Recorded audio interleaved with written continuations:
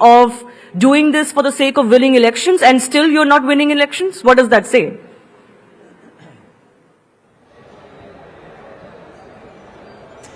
It's a very good, I'm glad you asked this question. And here's my answer to that. My response is very clear. I believe as a state, it is our constitutional responsibility to be able to provide support, resources for those who don't have any.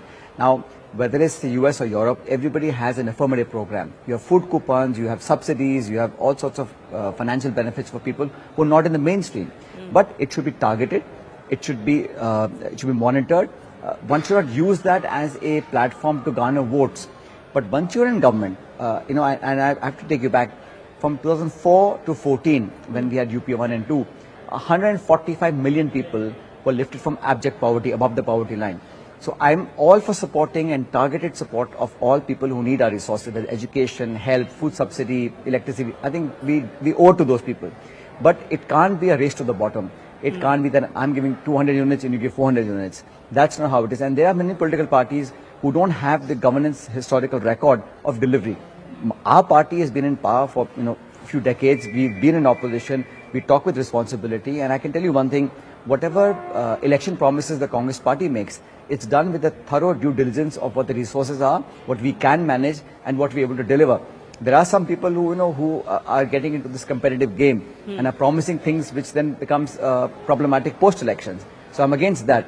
But I think people who deserve the support and help of the government should get that support. Okay, then let me ask you, your leader, the leader of the Congress party or the biggest face of the Congress party today, Rahul Gandhi, he's been talking about caste-based reservations. He wants to expand it beyond the 50% limit legally prescribed today. He talks about jitni abadi utna hak, that it should be on the basis of the proportion that one has in population. And the idea is, of course, that the OBCs and others are much larger in population than 50% of the Indian current population. If we go that route, the direct question that comes to mind is what happens to merit then? Because the young of the country, the youth of the country, if there is one thing they tell politicians again and again, and us when we go to the field, is that they want an India which runs on merit, not on किस परिवार से आते हो, आपके माता पिता कौन है. Dynasty they don't like reservations as much. They want merit, they want to be standing on their own feet. So then I don't understand, how does your vision of what the youth need go hand in hand with the jitni abadi utna hak, or more reservations than we already have? I think I've understood your question. No, so let me start by saying that I am fully in agreement with you that we have to have a competitive merit-based system in our country. There is no question about it. But on the flip side, if the argument you made, I have only this to say. There are people who have not been able to enter the mainstream, who are on the fringes of our society, absolute fringes, economically, socially, subjugated to centuries of suppression. And when I say, and when the Congress party says we must have a head count, it is only to make sure that we have the adequate budgetary allocations to those sections who need it. After the survey is done, maybe we'll find that some people are getting it, but they don't deserve it.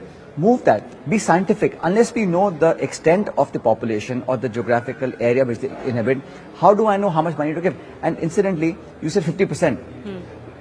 Who said 50%? Why not 40 or 55?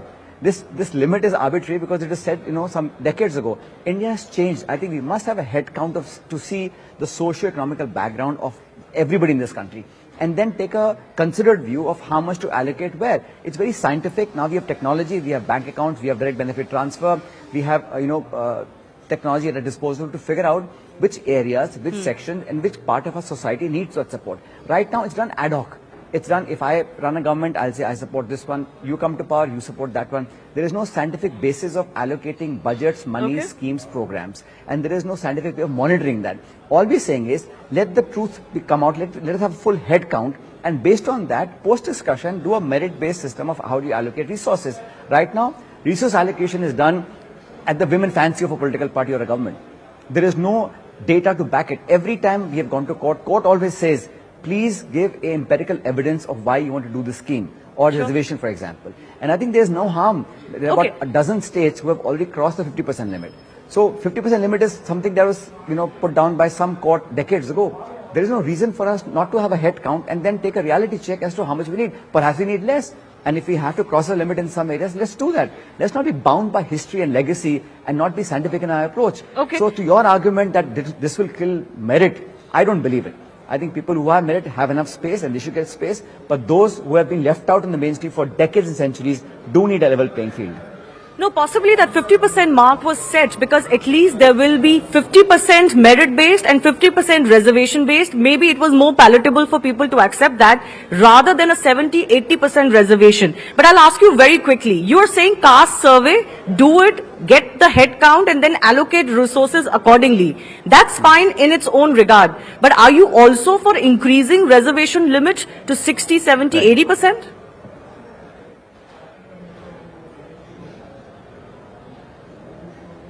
There are areas in the country where 90% population is tribals and Dalits. Where do they go? I mean, I think what we should do actually is to make the supply so abundant that the demand matches it. Right now, there is less number of seats available, less jobs available, and that's why there is a hue and cry of how many seats we can give. If you make the supply abundant, if you put resources in creating jobs, if you increase the number of seats for engineering, for college, for education, they will not have this problem. I mean, we have to work in tandem. And when you say that 50% should be merit, I think it should be 100% merit. But what about a large chunk of our country that has not moved as quickly as some of us have? What about those people who don't have access to money, resource, connections, who can't get to a college, who can't get education, and are living in abject poverty? And this country cannot grow and get its place under the sun in the global world unless that half of our country is brought to the front line. Okay. And the way to do it is not giving money, is giving opportunity. And I'm asking for level playing field, but you cannot ignore those who have all access, studying in the best schools and colleges, competing with people in villages who have hardly anything. So you have to have a balance. But having a head count, how does it hurt? Let's get the facts out. Let's not do tera mera, I know better, you know better. Let's get scientific proof of what the numbers are, and then we'll figure out how to move forward. Okay, fair enough. Head count at least can be a start for a rational debate. I have to ask you one final question, Sachin, before I let you go. We're talking about the youth.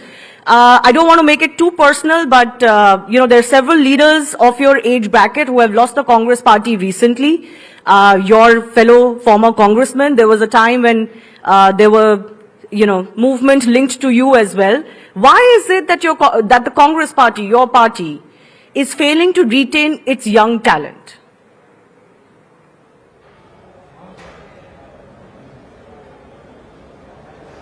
Well, I think just to add to your comment, we have lost some talent who's not very young also. We have Captain Amrinder Singh, we have Ghulam Nabi Azad, we had Ashok Chavan, and we had tons of other people. So people who are not, don't have the stomach for a fight will do what they have to do. Some people have personal compulsions, and this government of the day is using every resource at their disposal, whether it's enforcement directorate, CBI, police, income tax to subjugate.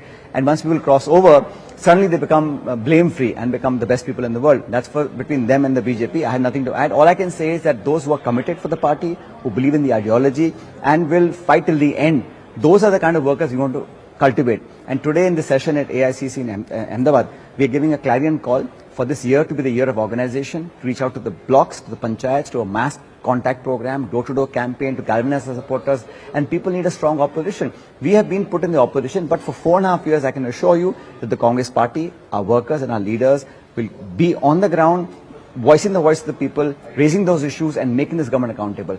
Kaun aa raha hai, kaun ja raha hai, it's part of politics. I will make no comments, but I think ultimately people are the best judge. Whether anyone makes a decision, good or bad, you and I can't make a decision. The people of India will decide whether this is right or wrong. All right. I do appreciate you joining us, Sachin Pilot. Thanks a lot for speaking here on Rising Bharat. We look forward to more stories coming in, not just for the youth that the Congress party will be connecting with, but also, of course, your state of Rajasthan as well. All the very best, and thanks a lot for joining us.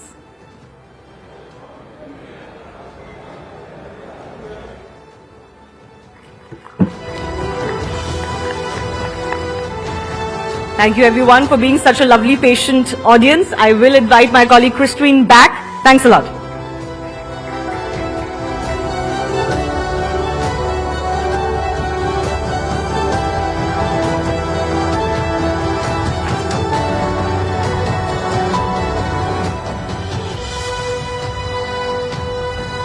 Well, thank you, Mr. Pilot, if you're hearing this, for this most candid and very engaging